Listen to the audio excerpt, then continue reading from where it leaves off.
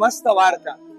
એક દીકરી જે જ્યારે 2 વર્ષની હતી ત્યારે જ એની માં જતી રહી. એના પિતાએ નાનપણથી એને મોટી કરી. જ્યારે સાવ નાની હતી ત્યારે સ્કૂલે મૂકવા જાય, એને તેડવા જાય, એને ખૂબ સારો પકવાન જમાડે, કોઈ દિવસ ઓછું ના આવવા દે. દીકરી એક વસ્તુ માંગે ને તો 3 લઈ દે. એટલી એને પ્રેમથી સાચવે ને ભણાવી ગણાવી મોટી કરી. એક બાપનો તો એને પ્રેમ આપ્યો, ભેગો એને એની માનો પ્રેમ પણ એ બાપે પૂરો પાડ્યો. હવે એ દીકરીના લગ્ન આવ્યા. લગ્નના દિવસે લગ્ન થઈ ગયા, વિદાયની સમય વેળા આવી ગઈ. એ સમય દરમિયાન દીકરીની વિદાય થતી હતી ત્યારે દીકરી કહે છે કે મારો બાપ ક્યાં, મારા પિતા ક્યાં, મારા પપ્પા ક્યાં? ત્યારે કોઈ કહ્યું કે એને કામ છે ને એટલે અંદરના રૂમમાં છે, હમણાં આવશે થોડી વાર પછી.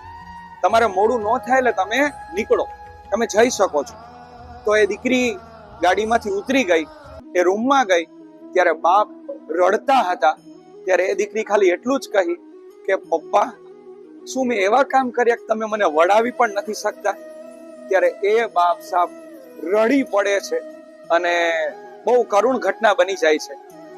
આ ઘટના છે ને આપણને ખાલી એટલું જ શીખવે કે બાપ છે ને ગમે એટલો સાહેબ કઠોર હોય પણ એ પોતાની દીકરીની વિદાય ક્યારેય સહન ન કરી શકે. એ ક્યારે એટલે ક્યારે એનાથી એ સહન ન થઈ શકે.